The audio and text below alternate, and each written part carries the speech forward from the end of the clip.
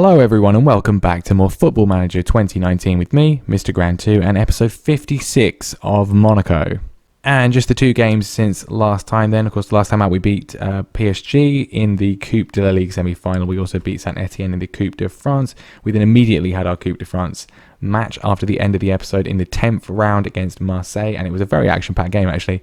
It's a shame I couldn't bring it to you, but we did draw 2-2 in normal time and then went to a penalty shootout after a long period of extra time, and we did win again our second penalty shootout victory in a row. The 11th round of that is not going to be for quite a long time, over a month at this point. We did also then beat Amiens 2-0, rotated side, getting the win in that one. A fantastic performance by Valmir. He didn't get much of a look in last season, but he's done pretty well recently. Sandro Tonali's got a bit of an injury. He's been out for over a month, so Valmir's been getting some game time and he's scored a goal and got an assist in that one, which is a very good performance.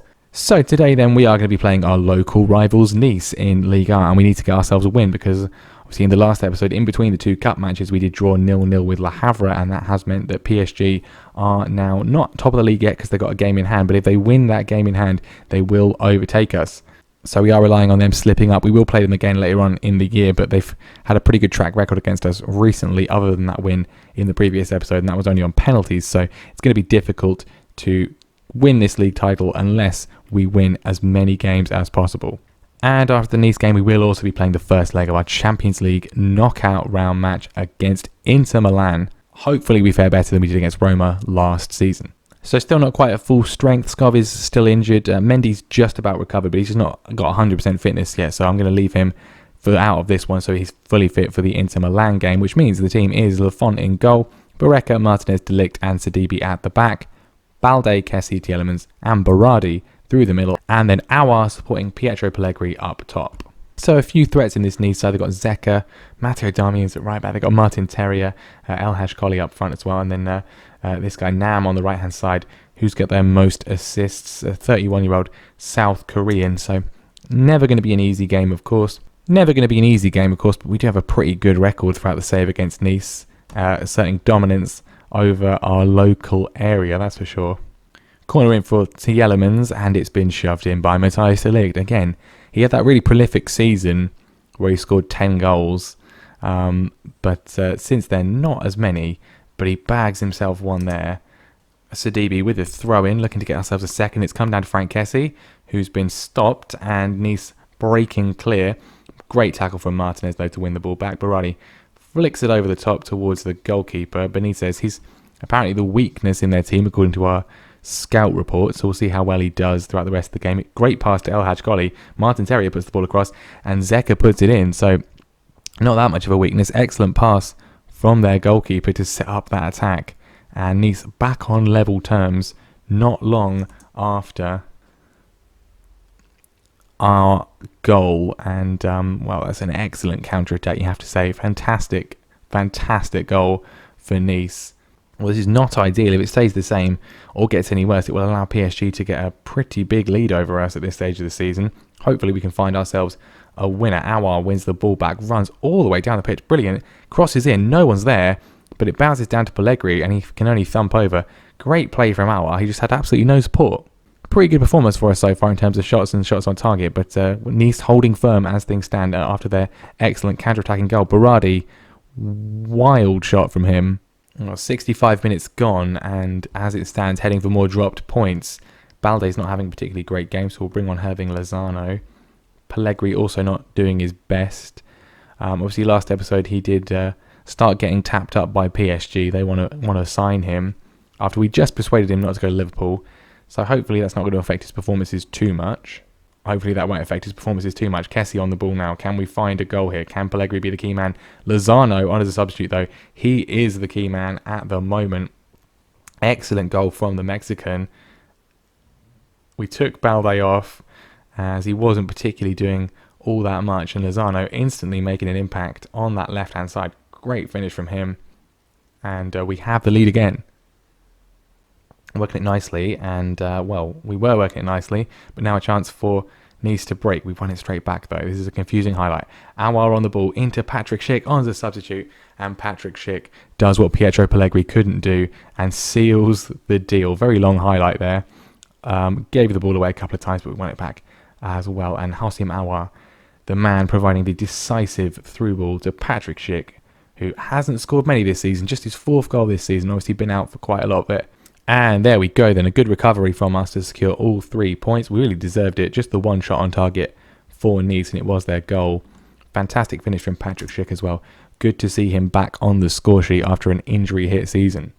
And then second game of the episode against Inter Milan in our Champions League first knockout round, first leg. And we've got ourselves a bit of a selection dilemma. Mendy's back in. As said, he's fit, but Skov is not back yet. He's still injured. And Berardi is unfortunately suspended for this one. So I'm not really sure what the best thing to do is. I think what we're probably going to do is play Lozano on that right-hand side. And then we can bring somebody else onto the bench. Let's bring... we can bring Maria onto the bench in place of him. I could bring on Allard, who's one of our regions that we had. I think it was a second-year regen. I brought him into the first team recently, and he's played a couple of games in the cups and some substitute appearances when we're playing a rotated side. But I think that's what we're going to go with. So exactly the same team as last time, save for Mendy coming back in place of Barreca, and Lozano starting on the right-hand side in place of Domenico Berardi. So we did play Inter Milan a few years ago in the group stage, and I think they beat us once and we beat them the other time. They've got 2 people without a face. I don't know whether that means they're greyed out players. Marcus Paulo, I don't think he's a greyed out player, is he? Playing very, very well. Young Portuguese attacking midfielder, looks really, really good. And their goalkeeper as well, Gino Titonel, and he actually is a greyed out player. 30 years old, valued at £0. So they've got a greyed out goalkeeper. That's weird.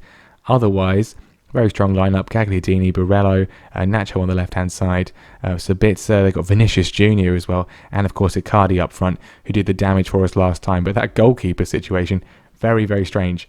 Well, my assistant says to prove a point today, I think that's probably the best thing to say to them. We obviously have, not performed particularly well in the Champions League knockout rounds in the last 2 years. Out first time to Roma in what's a very even contest.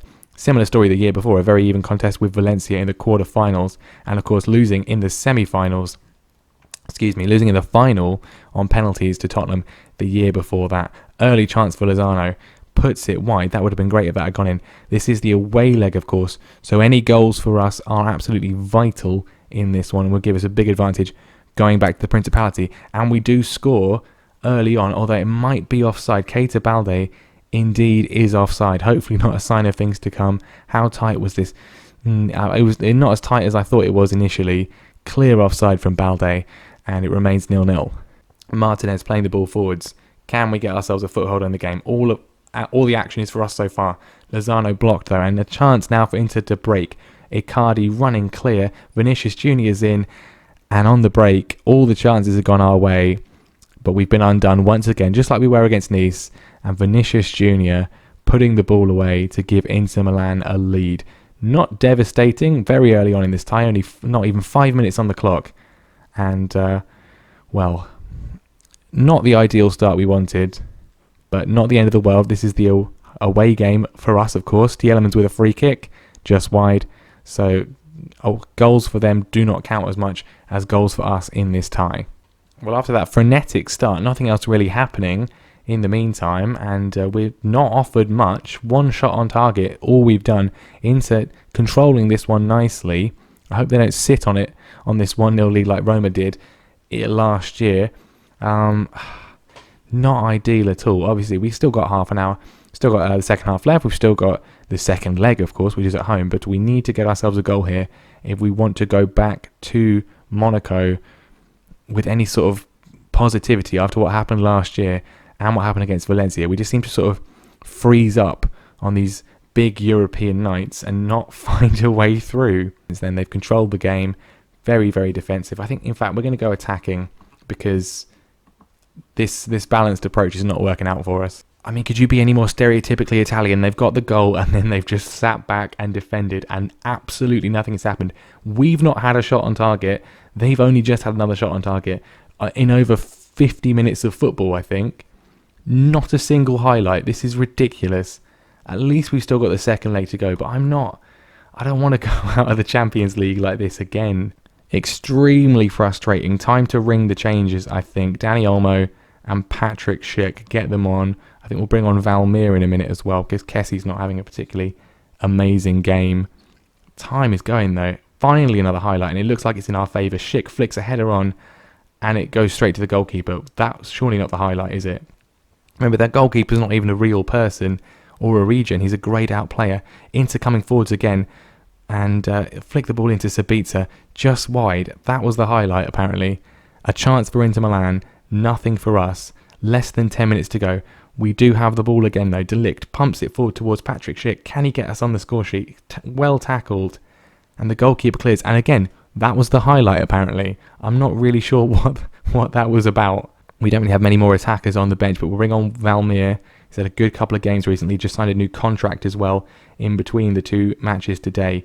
There he was on the ball. Finds Lozano. Schick is there. And fantastic from Patrick Schick. The assist from Lozano, but the influence from Valmir. Nice control on the ball. Simple pass to Sidibe, but helps set up the chance. Lozano finally getting some purchase on this right-hand side, running in, and Patrick Schick with an excellent finish after scoring in the last game, both times coming off the bench. And, well, Pellegrini had an excellent start to the season, attracted interest from other clubs. Maybe his head's been turned, and, well, we need to be relying on Patrick Schick in these big games for the rest of the season. Who knows? But we've got ourselves the away goal, and a big, big, big moment in this season, and it means we'll go into the second leg with a good advantage. And if we can keep a clean sheet there, we will be going through whatever happens. But there we go, full time, and it was a pretty uneventful game through the middle section. Frenetic start, frenetic finish. I'm not going to criticise them at all. That was brilliant. You've come back after looking like you weren't going to do anything. We've got the equaliser. We've got the away goal, absolutely vital for us. And it sets us up very nicely for the second leg. And Roma losing as well, which, I mean, you can't really complain about, can you? So the second leg is going to, of course, be the focus of the next episode. We'll also play Lyon as well. They're once again having a very good season in third place. Those two matches will be coming up next time. Hopefully we don't lose any league matches in the meantime. But that is going to be the end of the episode there. Thank you very much for watching. Leave a like if you enjoyed the video. Make sure you subscribe to the channel so you do not miss that conclusion of our match against Inter Milan. And I will see you next time.